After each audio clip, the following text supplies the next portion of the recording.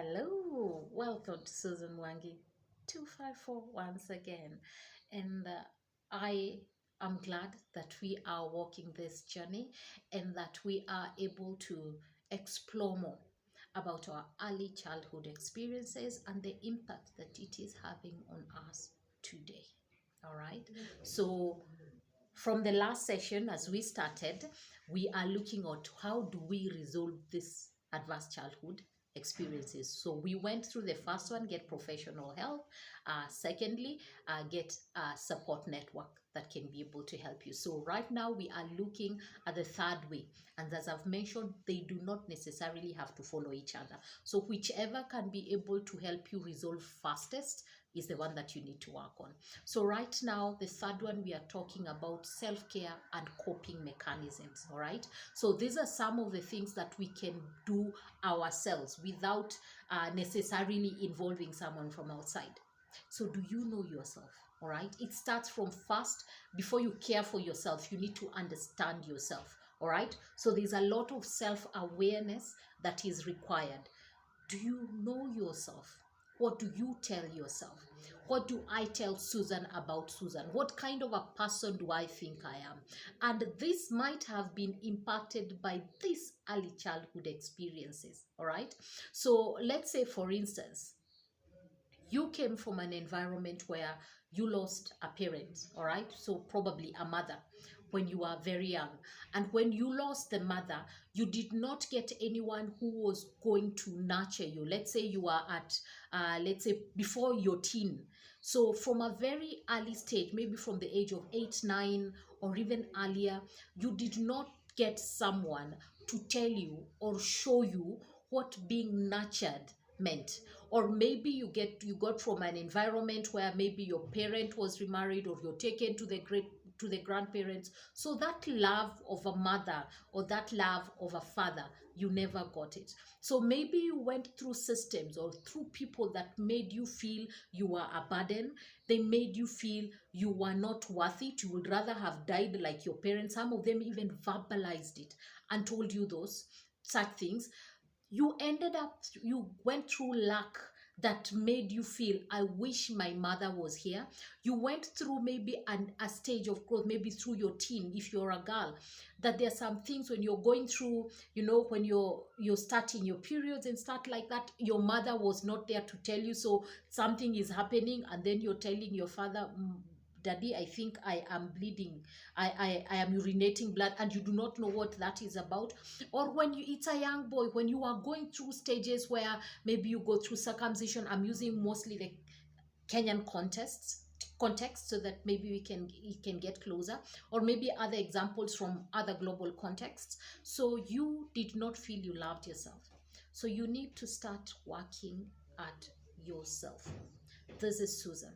What do I tell myself? All right. So I will have another session, another series where we will be discussing about self-awareness and how you can be able to, bring out the best in you. All right. But right now we are just going to pass briefly through it. So we need to have that self-care, as I'm talking about, and coping mechanism. So you need to have mindfulness and grounding techniques. All right. So this can help individuals so that you can be able to stay in the present. All right. And manage anxiety triggers. All right. So as I had mentioned earlier, some of us went through situations that were very violent. All right.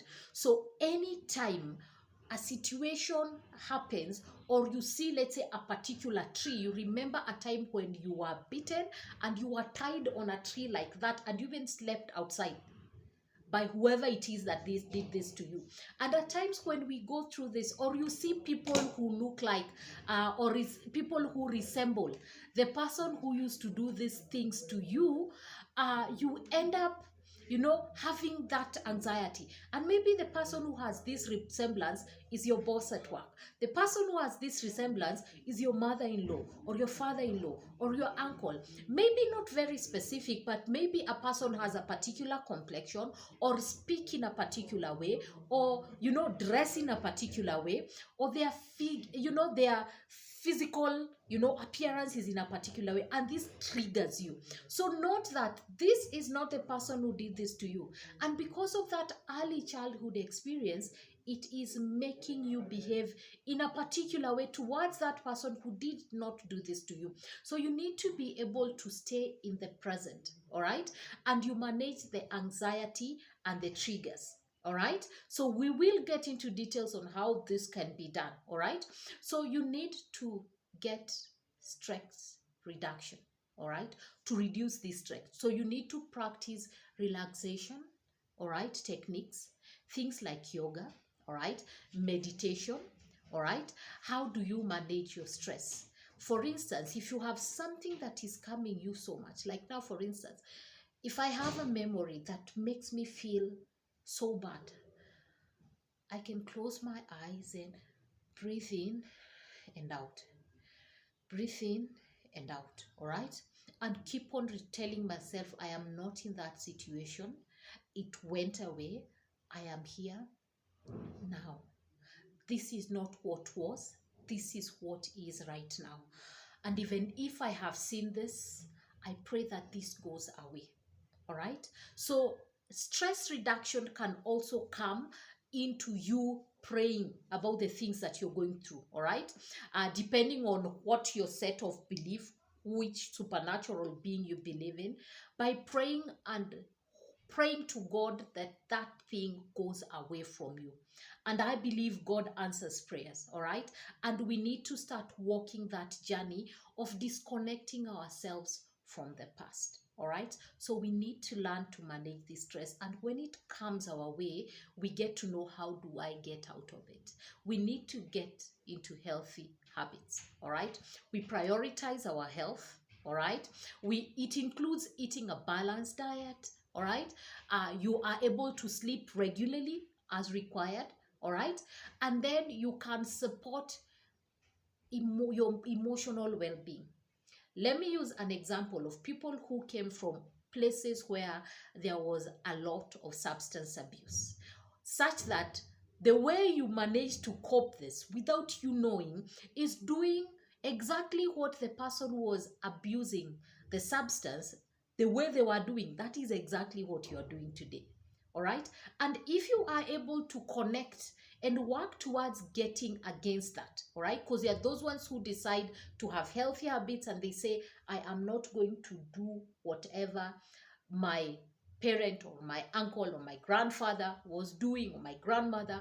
I am going to do things differently. So you need to prioritize yourself and have healthy habits, all right? So start asking yourself the things that you do today, those things that your parents are complaining about, your siblings, your colleagues, whoever is complaining about a particular behavior, could you link it to an early childhood experience that you have? I'm not saying all the behaviors we have are linked to an early childhood behavior, but more often than we know, some of them are. And once we are able to identify, we can be able to prioritize ourselves, because by prioritizing ourselves, we become more healthy physically, we become more healthy mentally, and by so doing, we are able to portray behaviors that make us function better within our society. I can become a better employee. I am a better spouse. I am a better daughter. I am a better son or son or daughter. I am a better brother or sister. I am a better parent. I am a better person for me. And then we need to be able to start setting boundaries. And this is something that so many of us go through, and we have got no idea where this came from. Setting boundaries is setting healthy boundaries, all right, so that we can protect our our well-being. For instance, if you have someone who sexually abused you and they are part of your social system, setting boundaries is the best thing for you. For instance, if it is this relative of yours, and interesting enough, you may not be realizing it, but so often you always want to please them without knowing. And you ask yourself, this person defiled me. Why is it that I always want to, you know, prove something to them? The little girl or the little boy in you was innocent. And maybe what you told yourself as a child is that I have gone through this because I did something wrong, which was not the situation. That's what little Susan or little Simon or little Jane told herself or told himself. But that is not the reality. So, what you need to do is set healthy boundaries. If this person, whenever you meet with them, there is pain, please avoid them. You do not always have to be in a situation where they are. All right. So setting healthy boundaries are important. I know at times the people who did these things are people that maybe at a point, some of the things that we went through maybe was due to the poverty we did or our parents did know better. So these are things that you can be able to address. But for those things that are not possible to resolve, kindly set healthy boundaries for your well-being. All right. So we are here because we want to protect you as an individual. Even at the age of 60, you can still set boundaries. All right. So if you go to a particular place, let's say for instance it's the rural home, you go to a particular place where all these things happen, and whenever you go there, there is so much pain, you don't need to go there. All right. This is like when you have a wound, and instead of bandaging, making sure that it is healing, you keep on hitting it or you keep on scratching it. It will not heal, my dear. So you need to be able to put the boundaries that are required. All right. So time is not on our side. So looking forward for the next session as we move along, as we go towards our healing journey, and us getting in touch with what our early childhood or our advanced childhood experiences were, and how do we resolve. My name is Susan Wangi. Please subscribe and follow me. Bye bye.